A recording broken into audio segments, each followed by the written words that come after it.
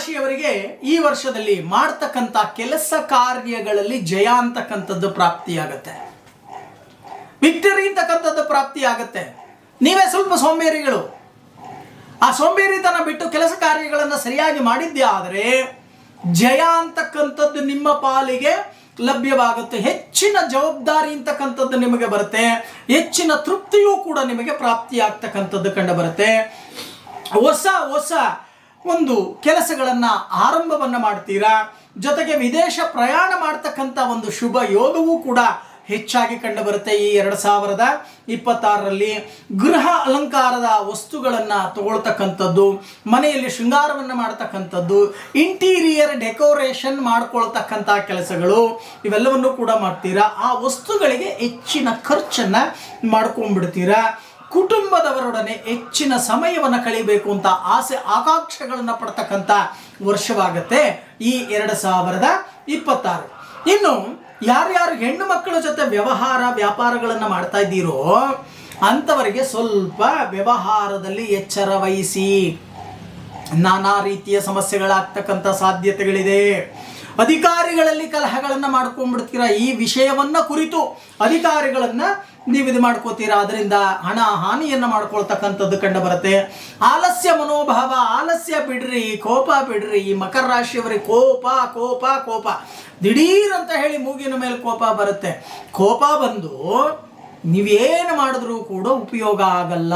ಚೆನ್ನಾಗಿ ಅರ್ಥ ಮಾಡ್ಕೊಳ್ಳಿ. ಜಾತಕ ಹೇಳುತ್ತೆ, ಕೋಪ ಮಾಡಿಕೊಂಡು ಪತಿ ಪತ್ನಿಯರಲ್ಲಿ ಕಲಹಗಳನ್ನು ಮಾಡಿಕೊಂಡು ನಿಮ್ಮ ಗಂಡ ಹೆಂಡರ ಜಗಳದಲ್ಲಿ ಕೂಸು ಬಡವಾಯಿತು ಅನ್ನೋ ರೀತಿ, ಆ ಕೂಸಿಗೆ ಊಟ ಸರಿಯಾಗಿಲ್ಲದೆ, ಮಕ್ಕಳ ವಿದ್ಯಾಭ್ಯಾಸ ಸರಿಯಾಗಿಲ್ಲದೆ ನಾನಾ ರೀತಿಯ ಸಮಸ್ಯೆಗಳನ್ನು ಮಾಡ್ಕೊಳ್ತಕ್ಕಂಥದ್ದು ಕಂಡು ಬರುತ್ತೆ. ಅಧಿಕ ಖರ್ಚನ್ನು ಕೂಡ ಮಾಡ್ಕೋತೀರಾ.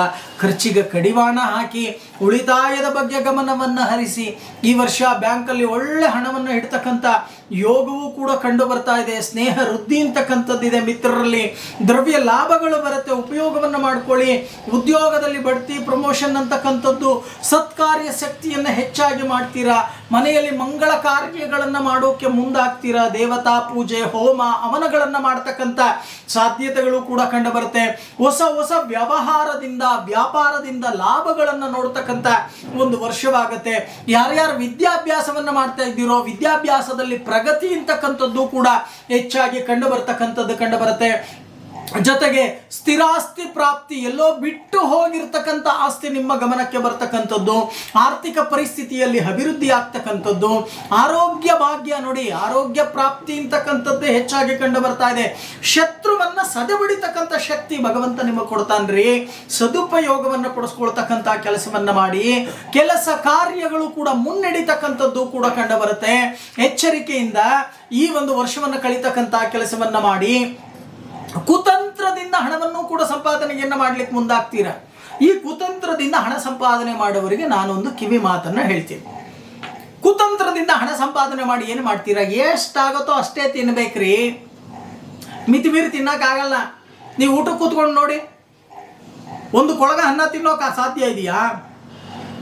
ಎಷ್ಟು ಹೊಟ್ಟೆ ಎಷ್ಟು ಹಿಡಿಸುತ್ತೋ ಅಷ್ಟು ಊಟ ಮಾಡಬಹುದು.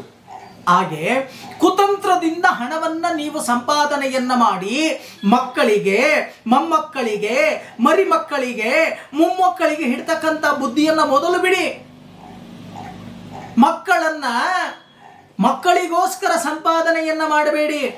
ಮಕ್ಕಳನ್ನೇ ವಿದ್ಯಾವಂತರನ್ನಾಗಿ ಮಾಡಿ ಒಳ್ಳೆ ಸದ್ಬುದ್ಧಿಯನ್ನ ಕೊಡಿ. ಆಸ್ತಿ ಕೊಡೋದ್ರ ಬದಲು ಒಳ್ಳೆ ವಿದ್ಯೆ ಕೊಡಿ. ಅವರು ಸಂಪಾದನೆ ಮಾಡ್ಕೋತಾರೆ. ನಿಮಗೆ ಎಷ್ಟು ಬೇಕೋ ಅಷ್ಟನ್ನ ಮಾತ್ರ ನೀವು ಸಂಪಾದನೆಯನ್ನು ಮಾಡ್ಕೊಳ್ಳಿ.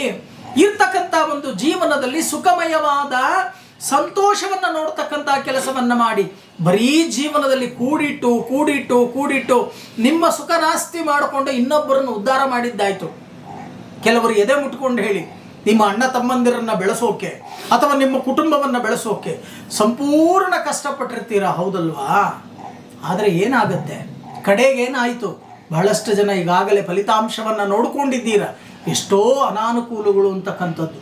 ಕೋಪ ಮಾಡ್ಕೋಬೇಡಿ, ಶಾಂತ ರೀತಿಯಿಂದ ವರ್ತಿಸಿ.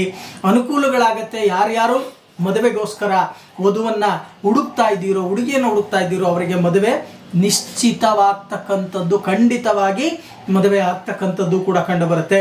ಆದರೆ ನೀವು ಮಾಡಬೇಕಾಗಿರ್ತಕ್ಕಂಥ ಕೆಲಸ ಇಷ್ಟೇ, ಸಕಾಲಕ್ಕೆ ಆಹಾರ ಸ್ವೀಕಾರ ಮಾಡಿ. ಅಕಾಲ ಭೋಜನ ಅಂತಕ್ಕಂಥದ್ದು ಹೇಳ್ತಾ ಇದೆ.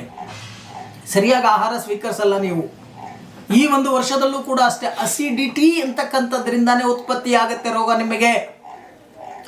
ಅಲ್ಲಿಂದ ಉತ್ಪತ್ತಿ ಆಗ್ತಕ್ಕಂಥ ರೋಗಗಳು. ಅಸಿಡಿಟಿ ಜಾಸ್ತಿ ಆದರೆ ಎದೆಗೊಡಿಯುತ್ತೆ. ಎದೆಗೊಡಿದ್ರೆ ಏನಾಗುತ್ತೆ? ಲೈಟಾಗಿ ಹಾರ್ಟ್ ಅಟ್ಯಾಕ್ ಆಗುತ್ತೆ. ಹೌದಲ್ವಾ? ಯೋಚನೆ ಮಾಡಿ. ಒಂದೊಂದಕ್ಕೆ ಹೇಗೆ ಲಿಂಕ್ ಇದೆ ಅಂತಕ್ಕಂಥದ್ದನ್ನು ನೋಡಿ. ಅದಕ್ಕೆ ಹೇಳೋದು, ಸಕಾಲಕ್ಕೆ ಆಹಾರ, ನಿದ್ರೆ ಇವೆರಡನ್ನೂ ಕೂಡ ಸರಿಯಾಗಿ ಆಚರಣೆ ಮಾಡಿ. ಇನ್ನು ಮದುವೆ ಅಂತೂ ಆಗುತ್ತೆ. ಗೃಹ ಪ್ರವೇಶ ಮಾಡ್ತಕ್ಕಂಥ ಯೋಗ ನಿಮ್ಮ ಜಾತಕದಲ್ಲಿ ಇದ್ದರೆ ಮಾತ್ರ ನಿಮ್ಮ ಜಾತಕವನ್ನು ನೋಡ್ಕೊಳ್ಳಿ. ಆಸ್ತಿ ಪಾಸ್ತಿ ಅಂತೂ ತಗೋತೀರಾ, ಬ್ಯಾಂಕ್ ಬ್ಯಾಲೆನ್ಸ್ ಬೆಳೆಸ್ಕೋತೀರಾ, ಚೆನ್ನಾಗಿದೆ, ಭಗವಂತ ಚೆನ್ನಾಗಿ ಎಲ್ಲವನ್ನೂ ಕೂಡ ಕೊಡ್ತಾನೆ, ಯೋಚನೆ ಮಾಡ್ತಕ್ಕಂಥದ್ದು ಬೇಡ. ಆದರೆ ನಾನು ನಿಮ್ಮಲ್ಲಿ ಹೇಳೋದಿಷ್ಟೇ, ಬಡಬಗ್ಗರಿಗೆ, ಅನಾಕಾಂಕ್ಷಿಗಳಾಗಿರ್ತಕ್ಕಂಥ ಬಡ ಮಕ್ಕಳಿಗೆ, ಅನಾಥ ಮಕ್ಕಳಿಗೆ, ಅನಾಥಾಶ್ರಮಕ್ಕೆ ನಿಮ್ಮ ಕೈಯಲ್ಲಾದ ಸೇವೆಯನ್ನು ಮಾಡ್ತಕ್ಕಂಥ ಕೆಲಸವನ್ನು ಮಾಡಿ. ಸ್ವಲ್ಪ ಮಟ್ಟಿಗಾದರೂ ಕರ್ಮಣ್ಯೇವಾಧಿಕಾರಸ್ಯ ಮಹಾಫಲೇಶು ಕದಾಶನಃ. ಕರ್ಮ ಅಂತಕ್ಕಂಥದ್ದು ಯಾರನ್ನು ಬಿಡಲ್ಲ ರೀ.